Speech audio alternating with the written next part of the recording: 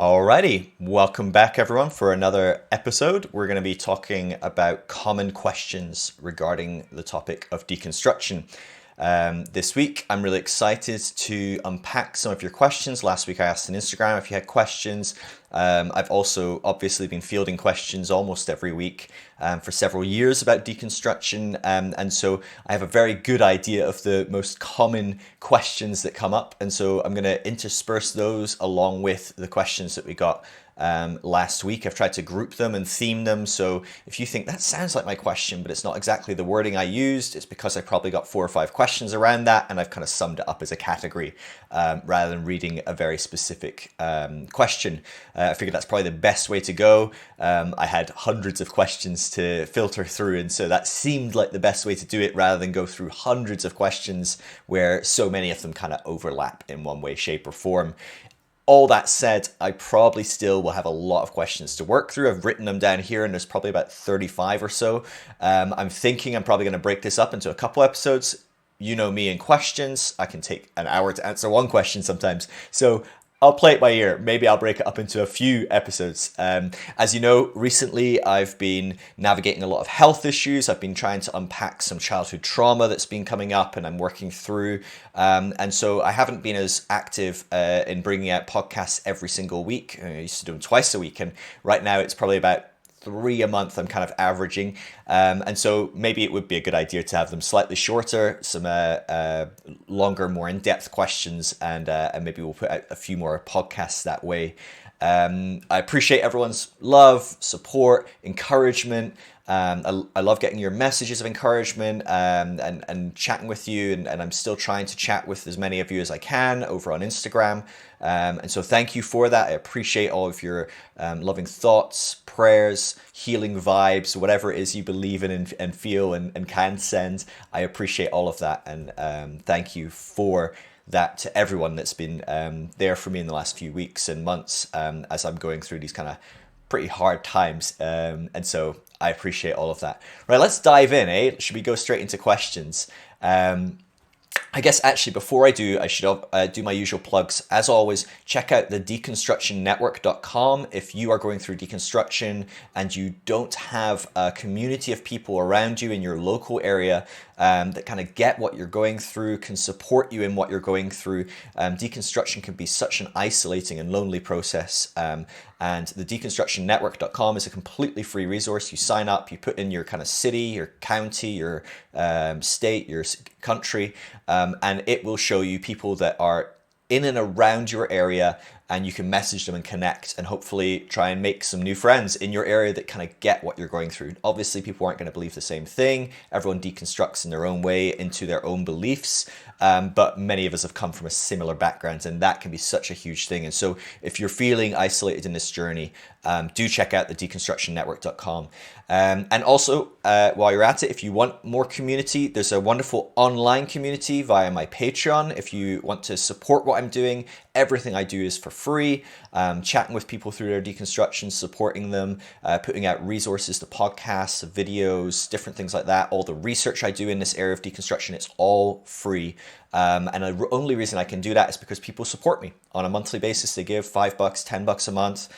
Some amazing people give way more than that, and that's phenomenal. But if you are able to support me in that way, and you appreciate what I'm doing, and have benefited from what I do for free, but are in a place to give, that's a wonderful way you can support what I'm doing and support the work of deconstruction and helping others that are deconstructing.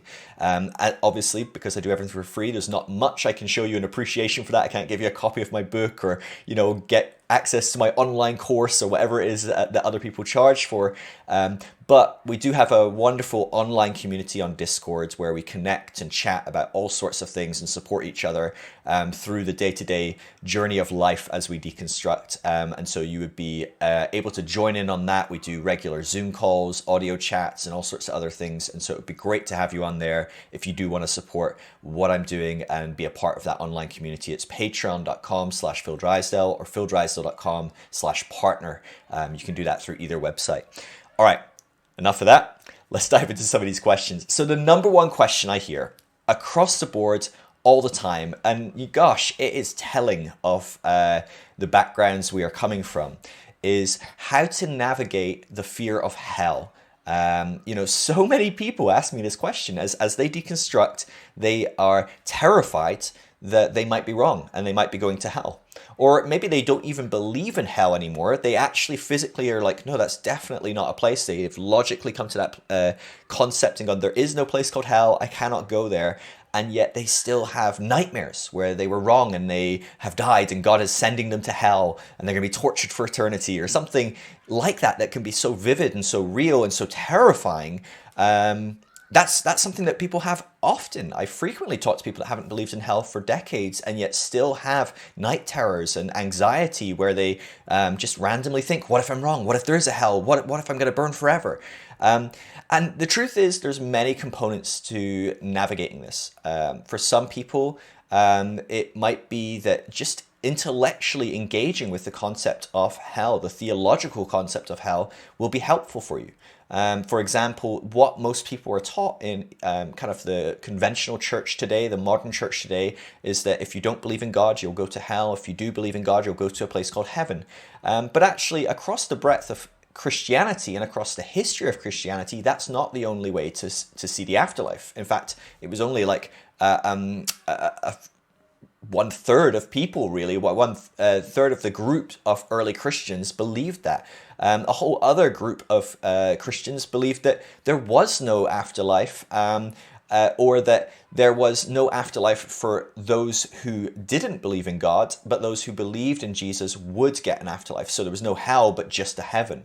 And that comes from the traditional Jewish belief. Believe it or not, Jews didn't believe in heaven or hell. It's quite a hard concept to grasp, but up until a few hundred years before Jesus showed up on the scene, Jewish people didn't believe in the afterlife. They believed that everyone was worm food when you died. And they had some people believe that maybe a handful, a very small select few, maybe like King David or someone like that, Enoch, would live a life so virtuous that they would be taken up and get to and be resurrected to live with God and for eternity. But generally speaking, the average person had no such luck. And so it's quite funny that actually the history of Christianity, if we trace our steps all the way back to our Jewish family, didn't believe in an afterlife. And yet we stake so much certainty in the concept of a hell or heaven afterlife. And then a whole other branch of Christians believed in heaven and hell as a reality, but hell was redemptive. It was a painful process of working through the stuff in you that would cause you not to be able to enjoy being with God. And once you work through that pain and that hurt and that suffering, you might come to a place where you could finally be in the presence of God. You could be love. You could be in the presence of love. And so the concept there was that no one would reject spending eternity in the presence of a loving embrace. Only someone that had been deeply hurt or had been misrepresented what that loving embrace might look like would reject God. And would God send someone to eternity in hell because they were misrepresented the gospel? Would God send someone to eternity in hell because they had been abused or hurt? And most early theologians would say, no, of course not. He would heal them and then give them the opportunity to spend eternity with him. And so even within the Christian tradition, there's these three different views. And so once you start to learn that, you go, gosh, I might not even believe in hell, but the what if I'm wrong? Well, I'm only fixating on one component. There's actually loads of different things. What if I'm wrong? I might spend eternity in heaven. What if I'm wrong? I might spend eternity in hell. Sure. What if I'm wrong? I might just be worm food anyway. That's what some Christians believed. And so the truth is, it's not as black and white. And so intellectually understanding that these certainties that Christians have rammed down our throats as we grew up, this certainty, if you don't believe the right way, you're going to hell. If you don't do this, you're going to hell. If you don't confess with your mouth and, honor the Lord, your God, Jesus as your Lord and Savior, you're definitely going to hell. That isn't what a huge portion of Christians have believed throughout the entire history of Christianity. And so it's not as black and white as we were led to believe. And there's actually a great chance that even if you're wrong, you'll spend eternity in heaven with a loving God. And so just doing that intellectual exercise, reading some great books about hell. There's Her Gates Will Never Be Shut by Brad Jersak is a great book. Shall All Be Saved by David Hart Bentley is a great book. There's a great not TV series, a great YouTube series called Hell's Illusion by a guy called Don Keathley. So if you're wanting to kind of explore within Christianity what the afterlife looks like, that can be a helpful tool for you to kind of intellectually engage with the topic of what if I'm wrong, or what about the afterlife? There's lots of options there if you're still within that Christian branch, or you're just living with those niggles in the back of your mind, kind of, chipping away, going, you might be wrong, you might be wrong, you might go to hell. It's really helpful to understand that the concept of hell is not really a very certain concept in the way that most of us grew up with understanding. It's quite a new idea, and certainly isn't one that all Christians have believed throughout history. Specific sets of groups of Christians have like knuckled down on that thing and really hunkered down on that belief. And most of us coming from maybe Protestant, evangelical backgrounds have only been exposed to that. But there's loads of other ways that we engage with the topic of hell. Some of us are engaging with the topic of hell through trauma. The teaching of hell has traumatized us. And it has created a fear response. It's created anxiety. We haven't been able to conclude that fight or flight response. And so just the thought of it jacks up our whole system and creates a whole bunch of adrenaline and fear and anxiety, and it shuts down our digestive system, and it might give us a headache. It can do all sorts of different things to our body and to our mind, because we were traumatized, being taught from a young age that if you do anything wrong, if you step out of line, if you somehow displease God, you're going to burn forever in hell. That's a very traumatic thing to believe for a lot of people. It's really common for people to hear that and to have some lingering trauma. And so because of that, for some people, just looking at the intellectual exercise, it's not going to help. And a lot of people, that won't be the case. Even if you're not traumatized, there's other things that we can look at. But it can be very helpful to sit down and work through that trauma with a trauma specialist. Okay, so I would highly recommend finding someone that is CPTSD, complex post-traumatic stress disorder. I'd highly recommend someone with that kind of background to explore. I recommend being very cautious, not going with Christian counselors. Even the best intending Christian counselors can find it very hard to work with people that are deconstructing, because it's such a hard thing for them to navigate. Even if they can disassociate their personal lives from your personal life, you're really challenging, and you're walking through something that really challenges what their core foundation is, their beliefs, their identity. And so it's really not fair on them, and it's not fair on you in a lot of ways. So if you have a really great connection with your Christian counselor and it does work well, and you've already kind of discussed that, that's fine. I'm not saying drop them straight away or anything, but I'd say when you're looking for a counselor, certainly I wouldn't recommend going with someone that identifies as a Christian counselor, and it might even be worth talking to them and say, do you have a religious background? Because that's maybe going to be a problem for me. So trauma, through the concept of hell, it's really helpful to do stuff like therapy. You can also, if therapy's maybe not accessible for you, maybe financially or for some other reason, there's great workbooks working through the concept of trauma. There's Dr. James Gordon's Transforming Trauma is really good. Peter Levine's, what's it called? Healing Trauma is a great book as well. And so there's lots of great books out there. I think Oprah just put out a book with someone that is a trauma expert. I think she just wanted to boost his sales and get that data out there and that information out there and the tools to help people. So there's lots of great stuff out there. There's amazing accounts online if you're working through trauma.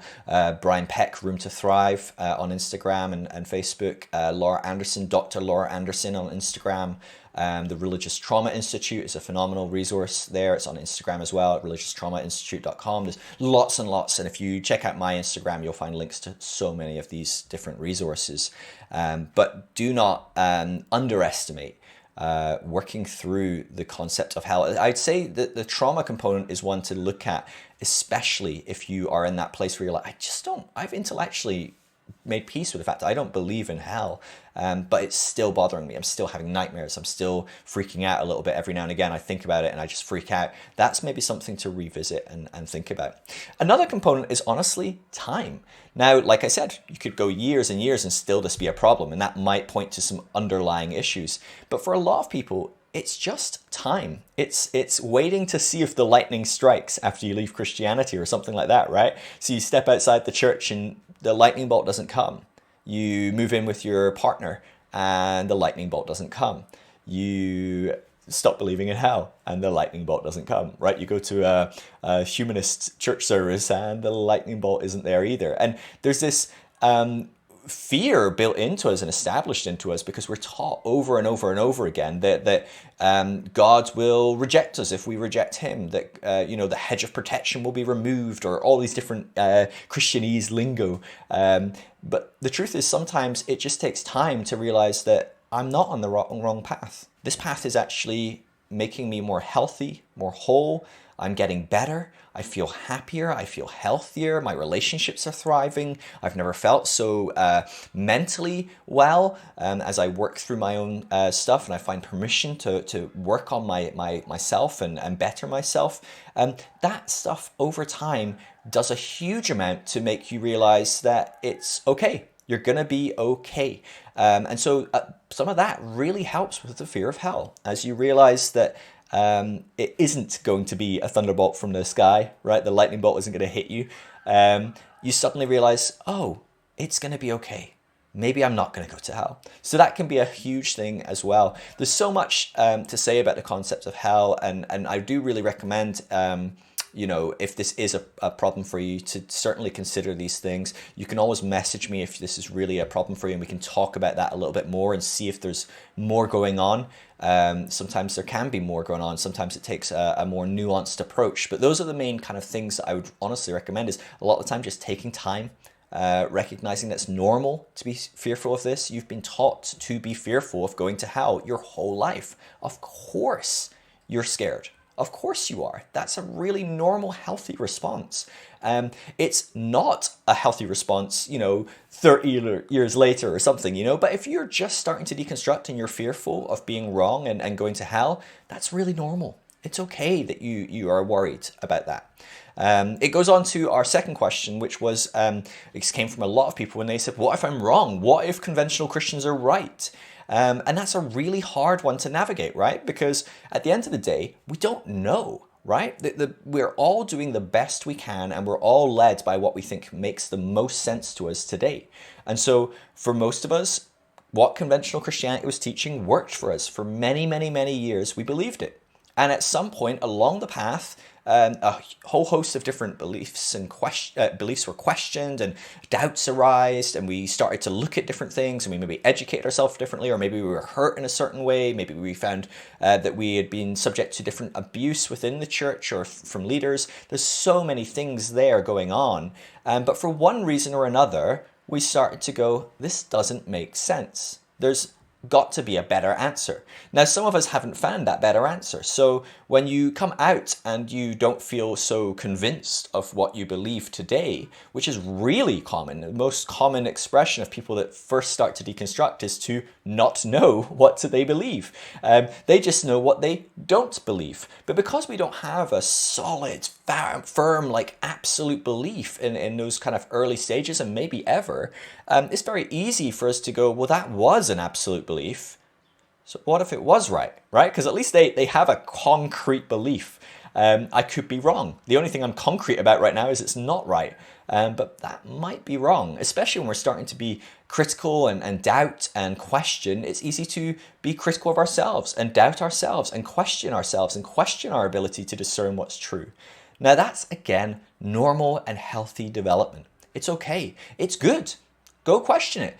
Go sit down and think, well, do I really think that that's true?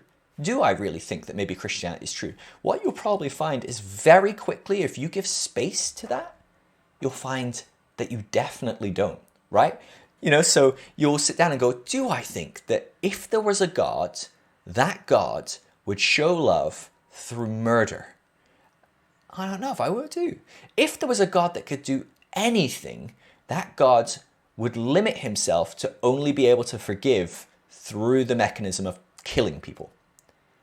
I don't know if I do. That doesn't make sense, right? And so what happens is, rather than kind of repress that and just sit with the doubt of going, maybe you're wrong, go and explore that. Maybe I'm wrong. Okay, maybe I'm wrong. Let's start looking at what I've rejected. And very quickly you realize, no, I'm definitely rejecting this. It's definitely not that. You might find that with enough space, if you had a very severe rejection of Christianity, you might, excuse me, sorry, something stuck in my throat, you might find that you come back to Christianity and explore some other types of Christianity. Maybe you start exploring the Orthodox movements, or maybe you start exploring progressive Christianity or liberation theology and things like that. So you might find that you come back and go, well, okay, yeah, I totally reject some of these things that I was brought up with, but I do feel attracted to some of these Christian things, and I do feel there's maybe some truth to that. That's good as well. I've said this 1,000 times, and I cannot stress it enough. I am not invested in what you believe. I'm invested in helping you get there, whatever it is. And so if you go from being a conventional Christian to being a Muslim, to being an atheist, to being a progressive Christian, to having no idea what you believe, all of those are totally okay with me. And on some level, they have to be totally okay with you. You have to be open to see where you go, what makes sense to you, what do you believe? You have to be open for you to truly work that out and figure that out. And so for some of you, it might be that you come back and revisit Christianity. For others of you, by the time you deconstructed, you'd explored so many different types of Christianity that you're very confident that that's not where you're at anymore. And that's okay as well. Like I said, maybe you're going to head somewhere else. Maybe you're going to go into agnosticism or atheism or Buddhism or Islam or whatever, become spiritual but not religious, maybe some New Age belief or Wiccan or pagan, or, there's lots and lots of different paths that people explore. When we're talking of spirituality, we just talk about the way that we frame ourselves in this world, the story that we give that gives meaning to our existence. So even atheists give a story that gives them meaning in this world, and gives them some place to exist in this world. And so that's all I mean when I say spiritual. So even a journey from being a religious, devoted believer in a certain religion through to atheism is a spiritual growth, in my opinion. It's changing and evolving in your spirituality. And so bear that in mind, that as you discover, as you're questioning what if I'm wrong, it requires you to be honest with yourself and explore that. Pushing that to the bottom and trying to ignore it will only work for so long. Now, also hear me, you may find that you are navigating trauma, that you are exhausted from a whole host of different things. A lot of the time when you're deconstructing, you're navigating relationships falling apart, and you're navigating problems with your family and your friends, or maybe you're working in ministry, you're a pastor or a missionary or something like that. There's a lot going on, and maybe you don't have the space to go and evaluate your prior faith and do that. I'm not advocating you killing yourself over this, okay? You have to take your time. You have to listen to your body. You have to realize what space you have. Sometimes the best thing you can do is to just sit on the couch and veg out, right? It's, sit down and binge some Netflix, or watch some funny clips on YouTube, or flick through some TikTok or whatever. Like, that's okay as well. Okay, so I'm not saying the second you have a question of like, maybe I'm wrong, I'm saying, well, go do really intentional hard work of evaluating your faith and questioning what you believe. That's maybe not the best thing for you right now. That please hold any advice I give you in that tension, that always I'm saying prioritize you. Prioritize your health, prioritize your mental health, your space. Give yourself the space that you need. Exercise self-compassion. Something else I think is really helpful in trying to navigate the whole thing of what if I'm wrong, what if conventional Christians are right, is to again explore, well, what does that look like? To me, the faiths that I've come out of, conventional Christians will be quite happy to see a good portion of the earth burn in hell forever. Now they go, well, we're not happy about it. We don't want that to happen. But what I mean is they're happy in the sense that they accept that theology and don't find flaws. To me, honestly, I've come to the place where I sit down and I've grown in my understanding of morality and ethics, that I've grown to the place where if I was honestly wrong, and it would be, I have to accept a God who would burn all people that identify as homosexual or trans, or Islam, or Muslim, sorry. He's going to burn them forever and ever and ever. But he's going to let people off the hook as long as they believe in Jesus. To me, I'm like, put me in the other camp. I don't want to spend eternity with that monster God. I think for a lot of us, if we're honest, we have evolved and grown up in our moral understanding and framing of the world that that type of God is a moral monster. And if we are to be honest with ourselves, we don't want to be with that God. If it is the right God, will put me on the right side of history, right? Send me off to hell, because I would rather spend eternity with all these victims of a moral monster than be in paradise with the moral monster. Now that might not be where you're at. Maybe you're thinking, you know what, I'll just go with the moral monster. The whole golden streets and eating grapes all day, fed to you, sounds pretty good, or whatever your vision of heaven was, right? I'm not saying that that's where everyone might be, but I think for a lot of us, that's where we've come. If you actually stop and evaluate, well, what if conventional Christians are right? You probably will find, well, I don't care. That's not a healthy thing. That's not love. They might have some truth there, that they might be cosmically right, but ultimately I don't think it's right. I think it's wrong. I think it's unhealthy not to include all in love, not to include all in your grace and your compassion and your mercy, to exclude people groups solely because of where they were born doesn't feel loving to me. And so for me, that's been really helpful in navigating the concept of, well, what if I am wrong? Doing some intellectual work, exploring that, but also questioning, well, do I care? On some level, I'd rather burn than be with God in paradise if that God is a monster. And so that's been helpful for me. I'm going to blast through another 3 questions just now that are kind of in the same kind of field of each other. The first one is how to navigate anger when coming out of deconstruction. Now, a lot of people will say to you as you deconstruct, well, you're just angry, which is kind of funny, right? Because does that mean that it's wrong? You know, would you say to someone who just got a divorce because their partner was beating them, would you say to them, well, you're just angry? No, I think it's pretty fair to be angry about the fact that your partner was beating you. I don't think it's unfair to be angry about that. In the same way, I think it's very fair to be quite angry about some of the things that we experienced within Christianity. Maybe you grew up with some really toxic beliefs that really shaped you, that in negative ways, that have really harmed you, that have created some trauma that you're going to have to work through. A lot of us have high therapy bills because of our upbringing in church. And it's quite normal and natural to feel angry about that. To me, navigating anger is a great way to phrase it, because it doesn't diminish the anger. It's not that anger is bad. It's not that we should push anger to the side. But it is that anger, while it can be a phenomenal motivator, I think anger can really fire up people and help enact change. You know, we can get angry at the system of religion. We can get angry at the structures that abuse people, that helped us be held down for so long and be taught all sorts of untruths or unhelpful things. Excuse me. We can get angry about all of that, and that can fire us up to make change. Maybe we can start organizations. Maybe we can create platforms online to speak out against that and to try and enact change and to encourage change, to give other people space to come out of those institutions, maybe to allow other people to feel brave enough to speak out against those institutions. These kind of things make massive change. But I will say as well, anger is tiring. Anger does consume energy at a very high rate. And I know for myself that being angry all the time is not helpful for me.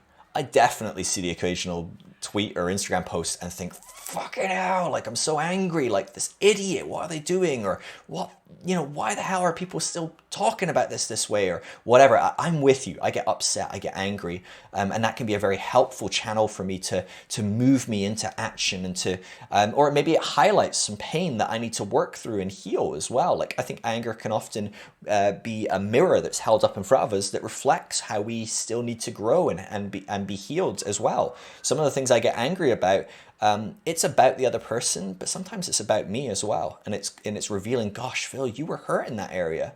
And you didn't really realize that. And that's helpful to be suddenly faced with some anger and rage and go, gosh, I need to come to terms with that time in my life, the things that happened there, the things that were said, the things I was taught, whatever it might be. So anger is helpful as a mirror as well. But as much as anger helps teach me how to grow and change, and as much as anger can fuel me to make a difference and to make a great Instagram post or put out some content that help people or give a platform for people to change and explore their faiths and their spiritual journeys, it is exhausting. And I don't think it is healthy to be consumed with that anger all the time. I think it's very natural early on for that to be kind of a default state for a lot of us. I know it was for me at some points where I just was so overcome with feeling so angry and frustrated and full of rage. But in time, as we allow that anger to transform us, and as we start these new systems that create change, when we create new platforms and we speak out, hopefully we start seeing things that fill us with hope. Hopefully we start getting full of joy. Hopefully we start to feel a little bit more peace about the possibility of a better future. And so to me, that's what I want to see in my journey as I continue to move forward, is that while the anger is always there, I don't think it's at all healthy for anyone to hear about an injustice done and not get upset and not be angry. I think that's a very unhealthy thing. So, may I never stop being angry when I hear about the next church abuse scandal or whatever it is. Like, of course, I never want to stop being angry about that. But I never want to be consumed with anger so that I cannot be full of peace and love and joy and all these wonderful things, because the truth is that's how we change the world even more. It's easy to see someone angry and jump on board with them and follow them. But generally speaking, the only person that follows someone that's angry is another person that's angry. But to follow someone that is compassionate and kind and loving and changing the world, well, if I'm angry, I want to follow you. But even if I'm not angry, I want to follow you. And so I think there's something to me that I want to be continually growing and allowing that anger to fuel personal growth and a different way to interact with the world. I don't want to only be fueled by anger. And so I think it's perfectly normal if you're going through anger. I think it's perfectly normal and healthy to be angry at the things that the church are doing, that leaders are doing, that other people are doing. And it's really important to call that out, to be trying to create systemic change, to try and fix these horrifying situations. But yeah, don't be consumed by that anger. I think it's maybe healthy for a short period of time, but long term, to me, it's just a path to burnout, and it has been a path to burnout for me in times. Something else that's hard to navigate emotion is the shame and regret that we have. Sometimes I think a lot of our anger at the church is sometimes a little bit of projection. Now, maybe not at things like abuse or things like that, but sometimes I think we have a bit of shame about the fact that we believed certain things, that we taught certain things, that we were so duped by certain things that we feel shame. We feel embarrassed that was me, that I believed that, especially because it's really hard when you look back to even think like, what was I thinking that I believed that was true, right? Because once you've woken up to something being obviously not true, it's very hard to remember what it was like to think it was true. It's very hard to get ourselves in that old psychological framework. And so we feel a lot of shame a lot of the time. And it's really easy for us to beat ourselves up, to sit there and ruminate over the things that we've done. And the truth is, that's helpful. It can be really helpful. Any emotion I mention in any of these videos or anything else, it's always helpful to look at that emotion and go, where are you coming from? What am I thinking that creates that? What have I been taught that creates that? What's happening in my life that creates that? These are really important things. Emotions reveal really important things, and they help us make really helpful and good choices if we engage with the emotion. When we bury those emotions, when we push them down, when we try and ignore the shame and the regret, that's when we start doing really unhelpful things and unhealthy things. And so it's okay if you feel shame. It's okay if you feel regret. It's okay if you were a youth leader that taught purity culture for 10 years. That's okay. You didn't know any better. You were taught purity culture. Of course, you thought that was the best thing and you should teach it to other people that were young. Like, that's okay. Now, on a cosmic scale, as we look at the system of teaching purity culture, is teaching purity culture okay? No. But was it okay that you did? Well, you had no other choice, and it's already happened. And so you have to just accept that that did happen. You have to give yourself some compassion. You have to look at yourself more kindly. That is what is, and you can't change that. You can, however, use all of that moving forwards. And I think this is what's beautiful is so many people look at their time within conventional Christianity or wherever you're coming from. Maybe you're coming from a cult, maybe you're coming from a more unconventional form of Christianity, maybe Jehovah's Witness, Mormon, something like that. Whatever it is you're coming out of, it's really hard not to feel shame and regret and things like that.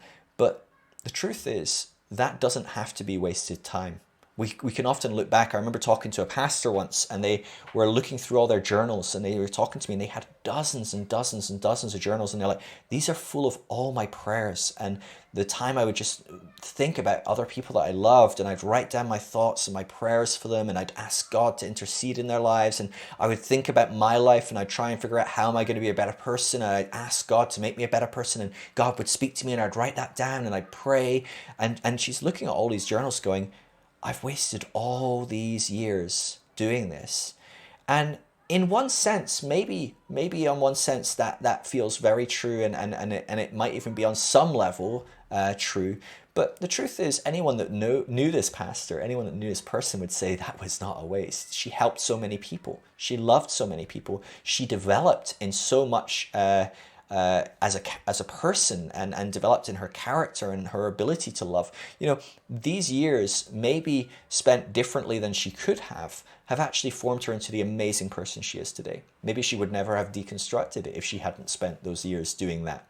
Maybe she would have just been a much less intentional Christian, and so which would be a bigger waste, right? And so the truth is, all that we do doesn't need to be wasted. The only wasted years are the years that we choose to be wasted years. If we allow them, if we look at it and we go, how did this form me? How can I allow this to shape me? The truth is that your experience of living in that Christian bubble will help you moving forwards to live a better life, even if it is, I just don't want to be like that. Even if it's just a reaction of, that's how I won't live. That's helpful. That's helpful information to grab a hold of and move forward with. But the truth is, there's probably quite a bit that we do appreciate about our Christian time as a Christian, time in the faith. And it would do as well to remember that. There's some great things that we learned while we were in conventional Christianity. We learned how to love each other. We learned to care for each other. We learned all kinds of different disciplines in our life. We learned to put other people before us. Now, of course, that can be a very unhelpful pattern, but the truth is, always putting ourselves before other people can be a very unhelpful thing as well. It's life requires nuance, right? You need to think about it. If you've just watched someone get hit by a car and you're standing on the side of the road, it's a good idea to put them before yourself and call an ambulance and help them. So nuance, figure out the context, and so we learn a lot of these different abilities and techniques within Christianity. A lot of us learned great social skills. A lot of us learned to be more emotionally intelligent.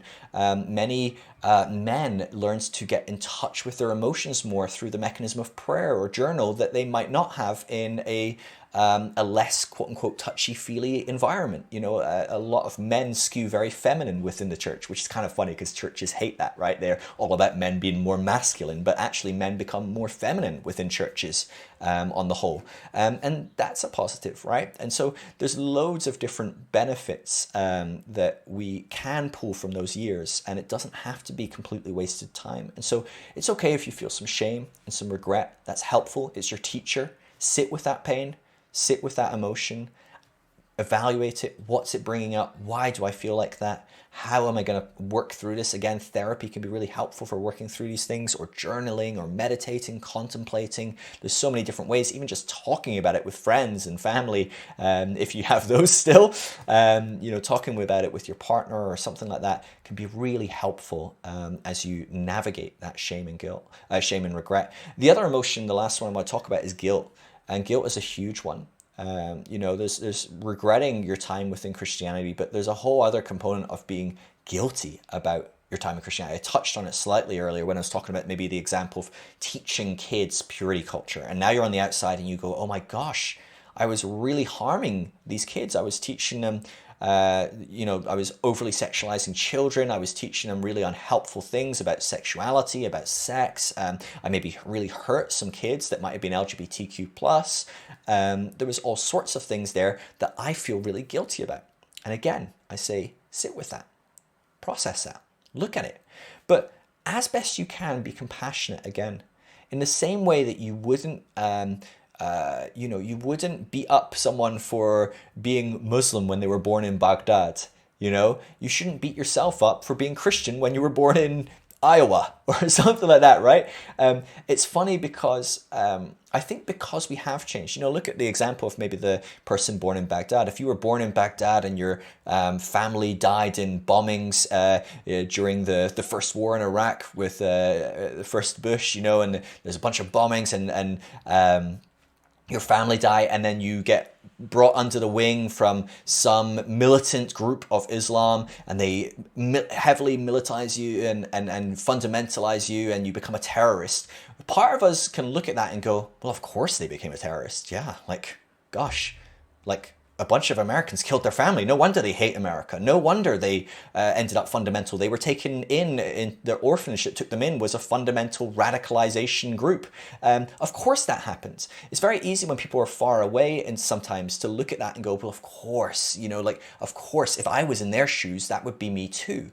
But it's very hard sometimes for us to go into the shoes of someone that is like us. We look at the pastor in the church and we go, well, they're teaching lies. They should know better. But the truth is, we didn't know better until we did. And so the truth is, we need to look at everyone wherever they are. That's where they are able to be. Everyone's trying to do their best. Everyone's trying to move forward. Everyone's working with where they're at. And the truth is, if you went back to be the same you were 20 years ago, 5 years ago, 10 years ago, 1 year ago, 6 weeks ago, you wouldn't be the same person you are today. And so we seem to look back in history and judge poor 19-year-old us that's just come out of youth group and is now leading the youth group. And we go, whoa, they were so stupid. And how could they teach these unhelpful things? And you've got to give yourself compassion. You were a kid.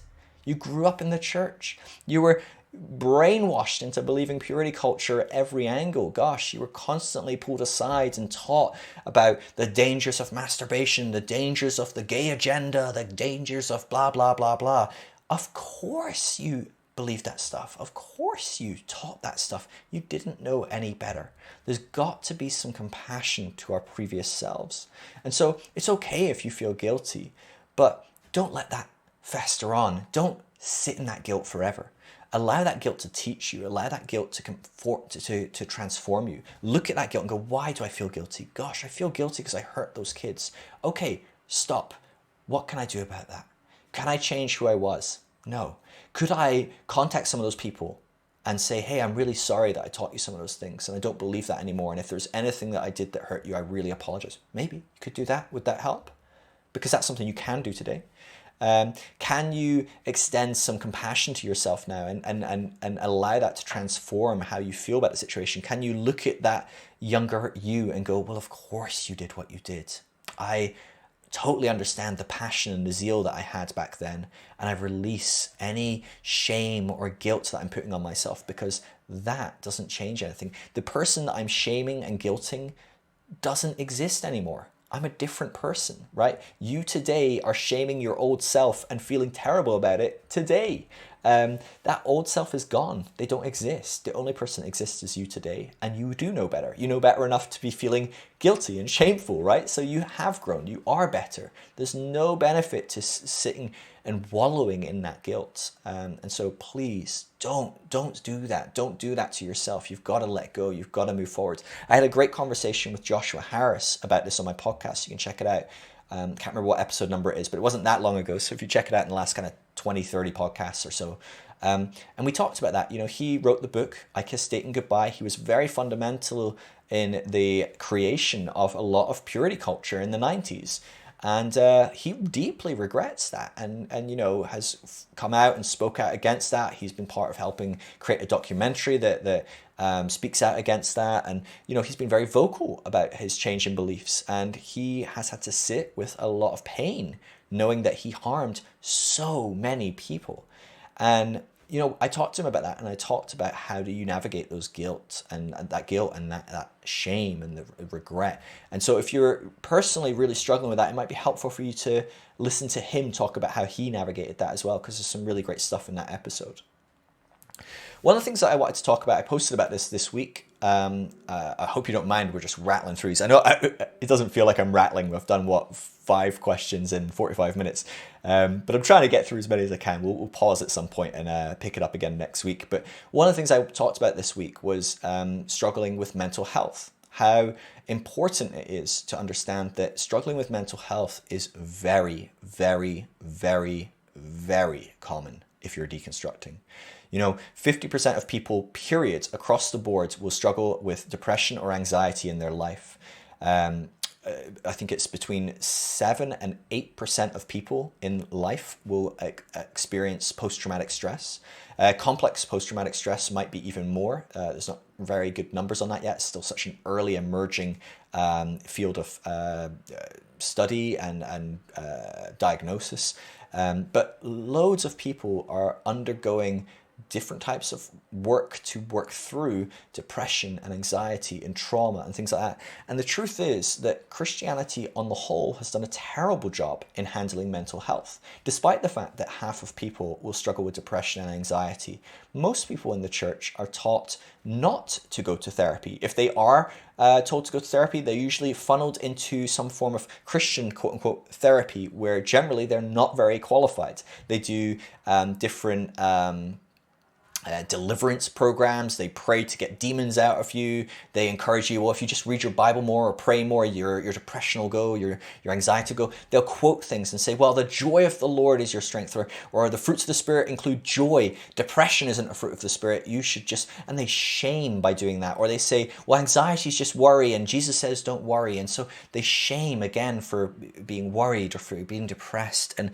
of course, not all Christians are like this. Some Christians do well. You have to understand, whenever I'm talking about this, I'm talking in broad strokes about general Christianity, usually even just general American Christianity. But on the whole, Christianity has not done well with people that are struggling with mental health. Now, as you deconstruct, it's really common for all kinds of stuff to come up. It may well be that you've been struggling with depression and anxiety and had trauma, but haven't been given permission to deal with it until you kind of came out of church, or you came out of under authority from a pastor that was telling you to deal with it in a certain way. Or maybe you've started doing some sort of therapy and suddenly a whole bunch of stuff comes out. I gave the example on the post I made this week, but I used to know this guy, and he bought this house and he loved it, but he wanted to basically knock through some of the walls on the downstairs to basically have more of an open plan. So there was a wall between the kitchen and the living room, and he thought it'd be so much nicer if it was this big open plan space. And so he hired a contractor, and they came in and they started knocking down the wall. And as they did, they found there was this huge infestation of some sort of termite or bug or something that was eating away all the wood in the house. And it was, of course, an American house, so everything's made of wood. Not like the houses here in the UK, we're all brick, less exposed to termites we are in the UK. But the contractor said, oh my gosh, he's like, we cannot take this wall down right now. You're going to need major structural work. And honestly, I would call in a surveyor to evaluate the whole house. And he did that, and actually it turned out the house was very compromised, and he had to do major structural work on the whole house to kind of get it up and to code again, and there had to be all kinds of, like, obviously terminating all the termites and stuff like that. And so there was just lots of problems. Now, the reason I bring that up is I want to ask you a question. Did the guy do the wrong thing by knocking down the wall? Of course not, right? But this is what we do with mental health. A lot of the time, people who come out of church suddenly discover they've got all these mental health problems, and we blame leaving the church. We blame deconstructing. But the truth is, all that was is it revealed what was the current state of our mental health. And actually, it's a really good thing that we've done that. It's a really good thing that we've unearthed, that we've got some stuff to work through. Honestly, working through your mental health stuff can be some of the most rewarding and beautiful and exciting and powerful and empowering stuff you will ever do. It's exhausting. Don't get me wrong. It is awful at times. It feels like you've been hit with a sledgehammer sometimes. Honestly, it feels like wading through waist deep crap sometimes. But it's always so worth it. It really is. And so, this is a huge area of potential growth for you. And so please don't feel shame about having any form of mental health issues that you need to navigate and process and work through. It's so normal for us to have these things, especially in this day and age when so much is going on. I mean, gosh, post-COVID and pandemic stuff, like that's done a whole number on a whole bunch of people. And the truth is, so many people will never explore that because they are in the church and they're taught to kind of just smile and grin and bear it and keep moving because the joy of the Lord is your strength. And so take advantage of the fact that you are able to take mental health seriously, that you are able to take care of yourself seriously, that you're able to prioritize your mental health seriously, and do that. I always recommend, if people can afford it, gosh, even if you don't know of any mental health issues, if you can afford it, get a therapist. Meet up with a therapist every 2 weeks, every week, if you have that kind of disposable income, because your life will be better for having a safe third party to talk with you about your life, about your day-to-day, help you process discussions you've had, thoughts you have, concerns, fears, whatever. That is healthy anyway. Never mind if a whole bunch of mental health stuff has come up as you've started to deconstruct. But the number one thing I want for you to take away from that whole thing is, do not think there's something wrong with you. You are perfectly normal if you are feeling anxiety or depression or something like that as you deconstruct. That's a hard thing to go through. It's really hard to go through those things. It's normal if you have been traumatized through that process. It's normal if you are feeling depressed about losing your faith in God, about losing your community, about losing your beliefs. It's normal if you're feeling anxious about going to hell, about being wrong, about having conversations with your family and not knowing how it will go. Those things are really normal. And so please, please, please don't allow Christians to shame you for that sort of thing. So many Christians will say, well, that's clear evidence that if you leave the church, it all goes to shit. It all goes wrong. It's clear evidence you're backsliding. It's clear evidence that Satan's got his hold of you. It's clear evidence that God's removed his protection from you. It's clear evidence of nothing. It's literally just revealing what is. Like my friend that had the wall knocked down, the house was riddled with termites, whether the wall got knocked down or not. But knocking that wall down allowed him to take it seriously, to deal with it. And today, as best I know, I've not stayed in touch with this guy, but as best I know, he's got a good house and it's upright. And so that's the goal, right? The goal is to create a healthy you.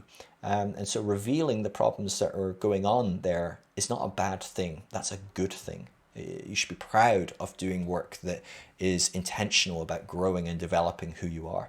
And so please don't allow Christians to shame or guilt you or anything like that. I think we're going to pause there. Let's stop there, and we'll maybe make this a 4 or 5 part series. It might be easier for me to reference people to these episodes as well if there's only so many topics that we cover. But I hope some of those things have been helpful for you. If you need to talk about any of this stuff, please feel free to message me on Instagram anytime. As I say, I'm going through a lot right now, so my response rate is a little bit slower than usual. I sometimes take a couple of days. Usually I used to answer straight away, but I am doing my best. If you do catch me when I'm on there, I love chatting backwards and forwards. I really do enjoy that. I love hearing how you're getting on. I love being able to help you in any way I can. Please, please, please consider therapy if you need something like that. As I said, I'm happy to talk to you, but I am not a therapist. I'm not able to provide that service. And I help hundreds of people every day, chatting to them, and I only have so much space. So I'm here to listen. I'm here to point you in the right direction. But I can't be your therapist. You wouldn't want me to be. I'm grossly underqualified for something like that. And so, yeah. If you need more community, I would encourage you, like I said at the beginning, check out the deconstructionnetwork.com. It's a great free resource to connect with people that are deconstructing. We're about to put out our next iteration of research. So we're going to put out another study. And so it'd be great to have you involved in our research. You can go to the deconstructionnetwork.com/research to get involved with that. And yeah, if you want to support what I'm doing, check it out on patreon.com/PhilDrysdale, PhilDrysdale.com/partner. And through those links, you can support what I'm doing, keep great resources coming out. I think they're great. Keep these resources coming out and being free. You can help me pay my bills as I give my full time to this endeavor of helping people who are deconstructing. And as a bonus, you get access to our community, the monthly Zooms, the regular Zooms we do on top of that, the audio messages and audio chats that we do and things like that as well. Be great to see you on that Discord group. All right, that's enough from me. Thank you for listening. Thanks for your time. I always appreciate your time. I value it so much, and I really appreciate that this is a hard journey you're going through. Deconstruction is not easy. This is a lot. You should be proud of yourself for what you're doing, and it's normal if you're finding this hard. It really is a hard process for 99.9% of us. It really is, and so it's okay though. It gets easier. It gets more, I don't know what the right word is. It becomes easier. It might not change a lot of things initially. It might take a while for things to change. It might take a while for you to feel more certain in your path. It might take a while for you to feel more comfortable with uncertainty. It might take a while for you to realize how to do relationships with your family and things like that. But it is going to get better, and it is going to be okay, and you're doing the right thing. You are trying to be authentically honest with yourself in your pursuit of your spirituality and the way that you frame this world, in the way that you make meaning in this world, and the way that you see the world and yourself and others. It's important that you do that authentically and honestly. And it's really brave that you do that. Most people can't do that and stay in cognitive dissonance. They subconsciously sabotage themselves from doing that because they are too fearful of the consequences. And so you've done one of the bravest things you can do in facing those consequences and embarking on this journey. And so honestly, well done for that. It's a huge deal. All right, I love you all, and I'll see you in the next episode. Peace.